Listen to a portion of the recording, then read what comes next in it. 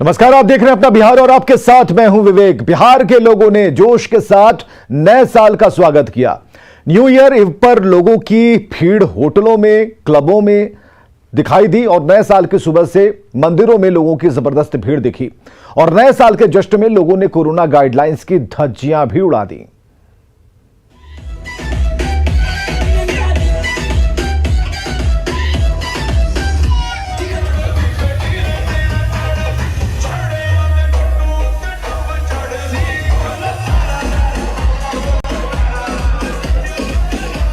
ये जश्न नए साल का है, ये जोश नए साल के स्वागत का है।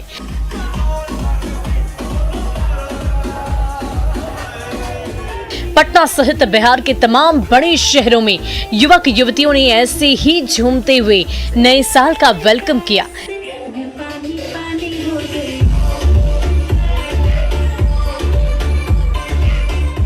कहीं डीजे की धुन पर लड़कियां थिरकते दिखी तो कहीं कलाकारों ने अपनी कला से लोगों को झूमने पर मजबूर कर दिया। ये जश्न देर रात तक चलता रहा और लोग झूमते रहे।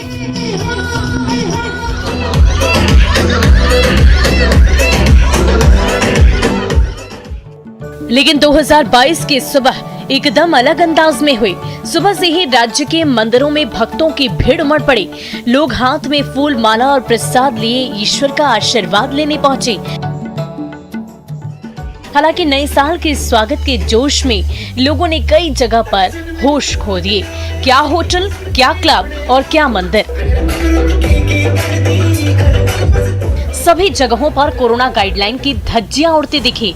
वो भी तब जबकि कोरोना की तीसरी लहर दरवाजा खटखटा रही है। कोरोना के मामले लगातार बढ़ते जा रहे हैं। सिर्फ पटना की बात करें तो 24 घंटे के अंदर 134 नए मामले सामने आ गए और एक्टिव केस की संख्या 400 के पार पहुंच गए। हालांकि प्रशासन ने भरसक प्रयास किया कि पर्यटक स्थलों पर लोगों की भीड़ ना जुटने पाए, लेकिन 31 दिसंबर की रात से 1 जनवरी तक चला नए साल का जश्न कहीं जानलेवा ना बन जाए। Bureau report, news 18।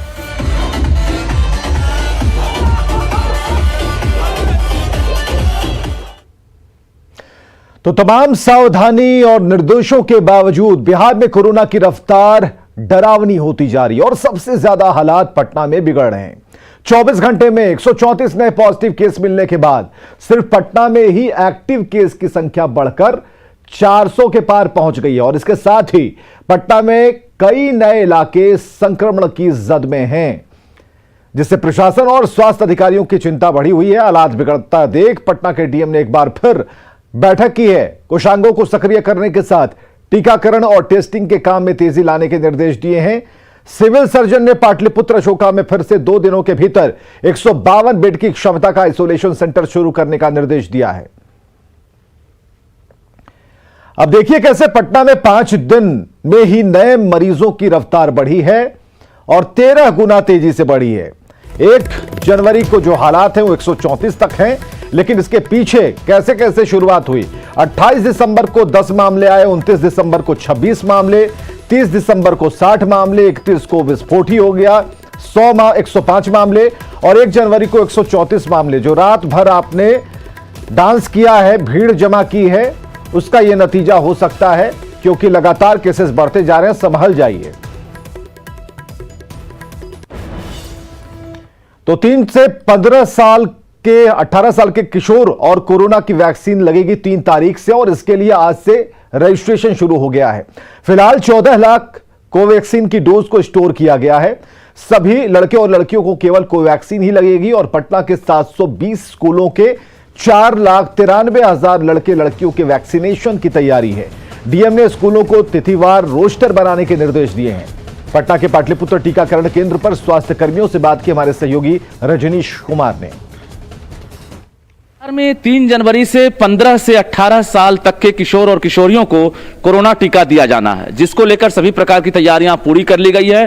पटना से लेकर राज्य भर के जो भी तमाम सेंटर हैं वहां पर स्वास्थ्य कर्मी जो है अभी से ही मोर्चा संभाल लिए हैं।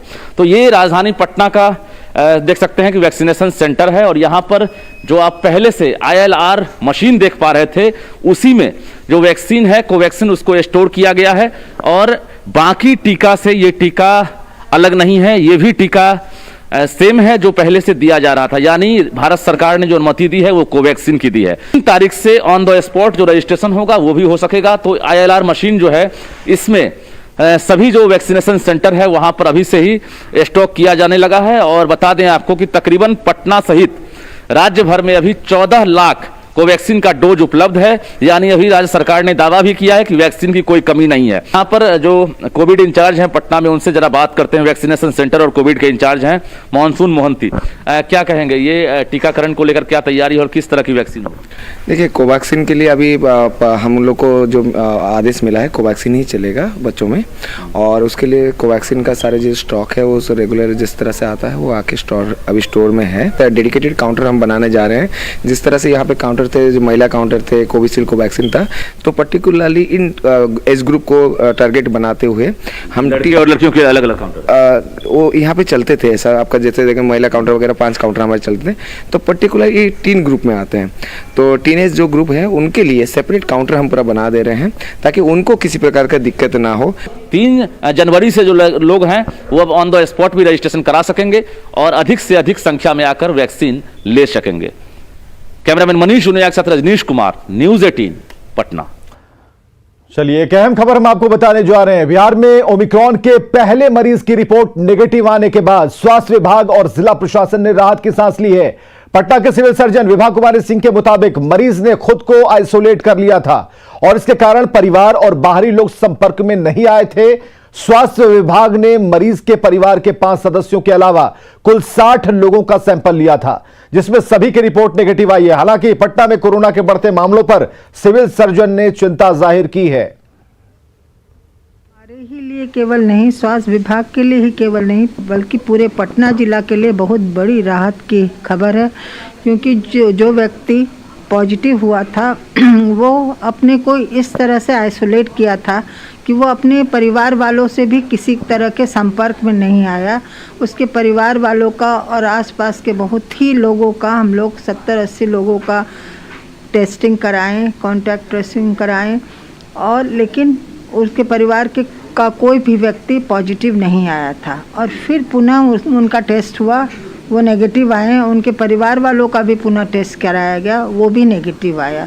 तो ये बहुत ही बड़ी बात है। तो यही ज़रूरी है ना कि लोग अपने को संक्रमण से बचाने के लिए जो ज़रूरत है, जो सब कोरोना का प्रोटोकॉल क्या कहा गया, उसको अपनाते रहें, तभी तो आगे जो है संक्रमण नहीं फैलेगा।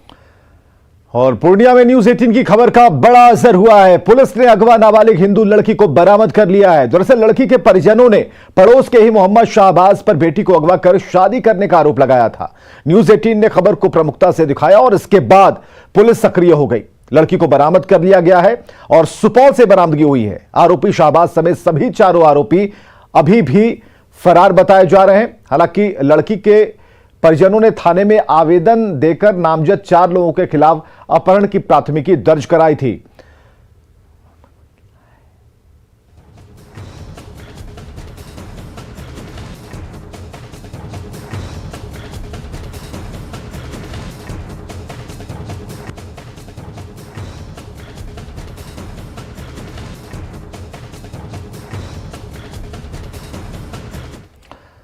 नए साल से एक दिन पहले सीएम नीतीश कुमार ने अपनी संपत्ति सार्वजनिक कर दी है। नीतीश कुमार के साथ उनके मंत्रियों ने भी अपनी संपत्ति का ब्यौरा पेश किया है।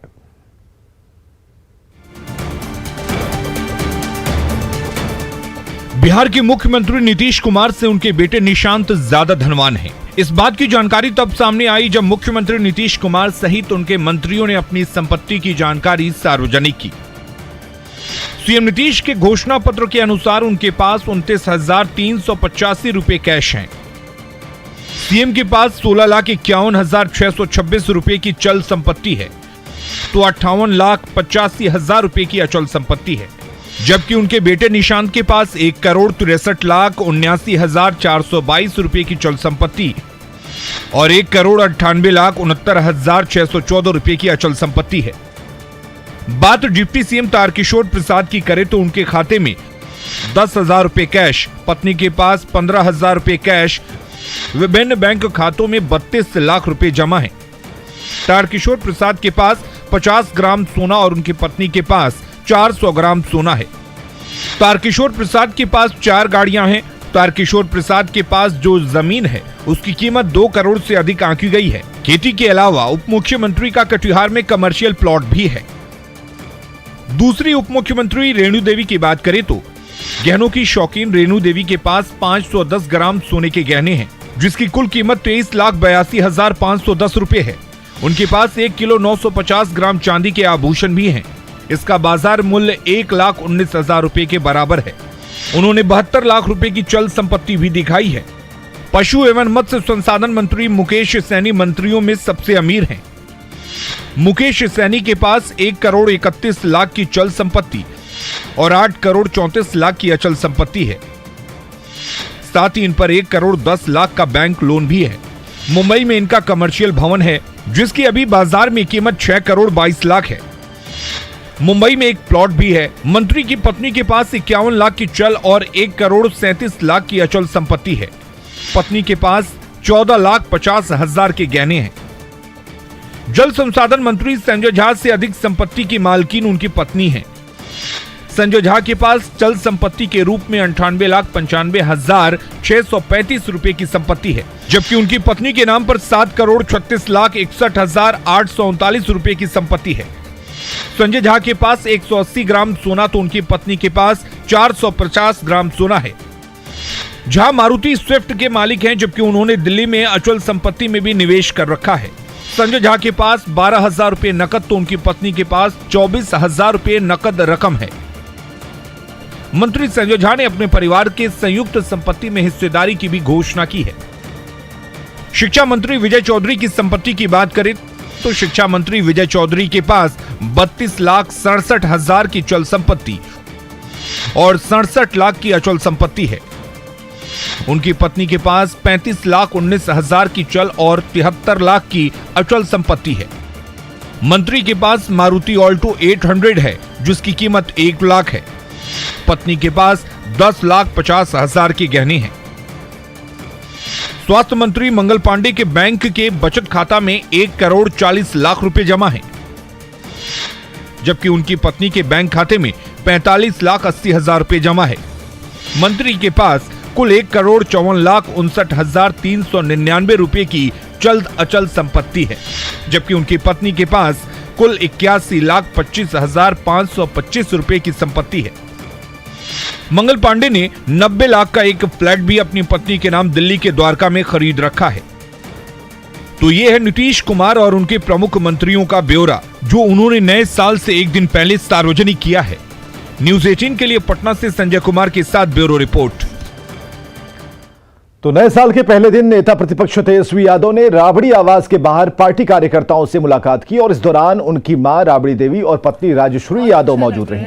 तेजस्वी यादव ने सीएम नीतीश कुमार के साथ पूरे बिहार वासियों को नए साल की बधाई दी और उम्मीद जताई कि सरकार ने चुनाव में जो 19 लाख रोजगार देने का वादा किया था वो इस साल में पूरे हों। साल का आज पहला दिन है और इस मौके पर हम सभी बिहार के लोगों को देश के बधाई देते हैं, शुभकामनाएं देते हैं कि हम उनको भी शुभकामनाएं देते हैं और सभी लोगों को देना चाहिए। लेकिन 15-16 साल आपने देखा, 10 लाख का कम से कम वादा किया था, कम से कम इस साल तो दे देना चाहिए था। एक बार ही दे दीजिए, हर साल मत दो, कम से कम एक बार तो दे दो 19 लाख, वो भी नहीं। राबड़ी आवास के बाहर बड़ी संख्या में पहुंचे आरजेडी नेताओं कार्यकर्ताओं से मुलाकात के दौरान तेजस्वी यादव के साथ उनकी पत्नी राजश्री यादव भी मौजूद रहीं। उन्होंने भी बिहार के लोगों को नए साल की शुभकामनाएं दी। राजश्री ने शादी के बाद पटना में नए साल को बेहद खास बताया।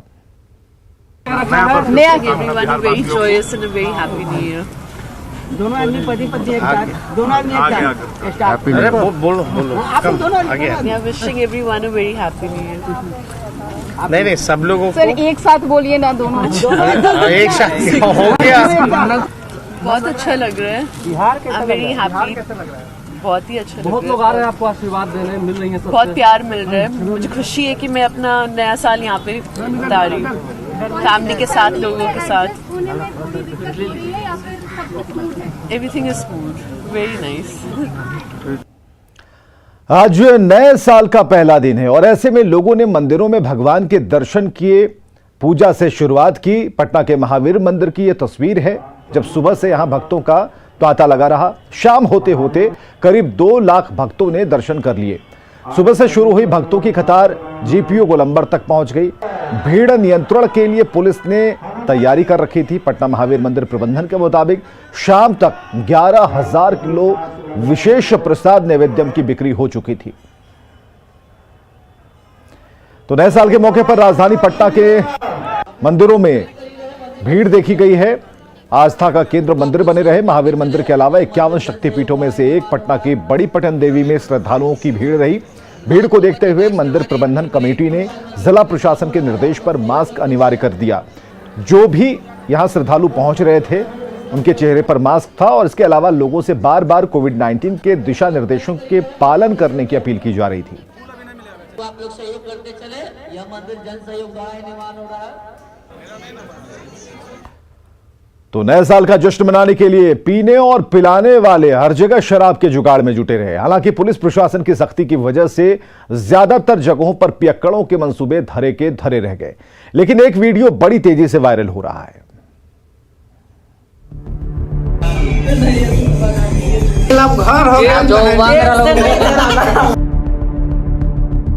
मैं 3 बार गया। तो ये देखना कि जेल कैसा हो। जेल तो हमारा ससुराल है। प्लेट में मुर्गा, ग्लास में दारू, बाल्टी में पानी, बगल में बोतल, मुंह में सिगरेट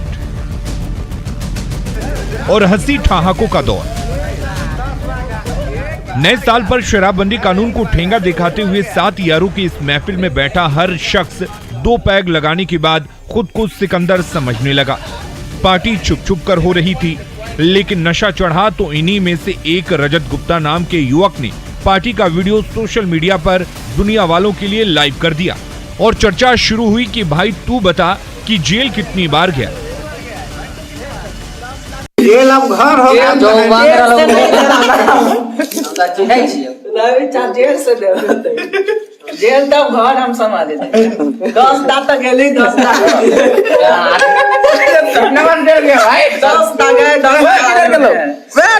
ये सब फोर्स हमारे तरफ। हाँ भाई कितना बार जेल गया तू? 10 बार गया। कितना बार गया? मैं 3 बार गया। तू 3 बार गया? तू कितने बार? 10 डंगाए हुए 10 नहाए हुए। और तू बता 10 बार? तू भाई बता 2 बार 1 बार? 1 बार। बताया जा रहा है कि ये दारू पार्टी 31 दिसंबर की रात सीतामढ़ी के रीगा थाना इलाके के बसंतपुर गांव के सरकारी मिडिल स्कूल में हुई, जिसका वीडियो तेजी से वायरल होने के बाद पुलिस जांच में जुट गई है। छपरा में नए साल पर शराब तस्करों की नई तरकीब देखकर उत्पाद विभाग की टीम भी दंग रह गई। गिट्टी से लदे हाईवा में तहखाना बनाकर करीब 50 लाख की शराब यूपी से ले जाई जा रही थी, जिसे गुप्त सूचना मिलने पर उत्पाद विभाग की टीम ने डोरीगंज से बरामद किया। आधी रात को करीब हम लोगों को सूचना मिली कि एक गाड़ी आ रही है, हाईवा है, जिस पर कुछ विदेशी शराब लदा हुआ है। हम लोगों ने डोरीगंज पुल के पास इसको इंटरसेप्ट किया, उसमें जांच किया गया तो इसमें गुप्त तहखाना बना करके विदेशी शराब लदा हुआ है। उधर नालंदा के गिरियक थाना क्षेत्र के पुरैनी गांव में खेत और खलियान में छिपा कर रखी गई भारी मात्रा में शराब जब्त की गई। खलियान में रखे धान के बीच देसी विदेशी शराब की सैकड़ों बोतलों के साथ भारी मात्रा में स्प्रिट भी बरामद की गई, मगर छापेमारी के साथ ही धंधेबाज फरार हो गया। इसमें देसी शराब विदेशी शराब बनाया जा रहा था स्प्रिट के माध्यम से। तो इसमें हम लोग को 3 पेटी यानी 72 पीस फॉरेन लीकर मिला है, 375 ml का,